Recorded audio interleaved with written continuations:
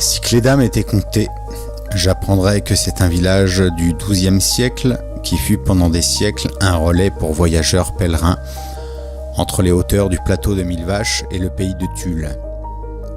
Attestée dès 1164 dans une bulle du pape, la petite chapelle romane Sainte-Madeleine était associée à la Maison des Pauvres, hospice fondation du prieuré hôpital Saint-Gérald de Limoges. Plus près de nous, fin 1943, les maquisards de la 432e compagnie de francs-tireurs partisans s'installent au bord, en contrebas du village.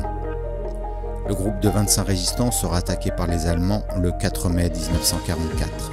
2 seront tués, 3 faits prisonniers et déportés, les autres purent s'enfuir. Les derniers habitants quittent le village en 1963.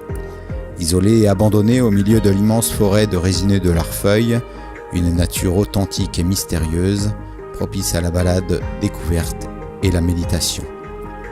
Jusqu'en 1954, chaque année à la Sainte-Madeleine le 22 juillet, un pèlerinage très suivi était organisé pour célébrer les vertus de la bonne fontaine.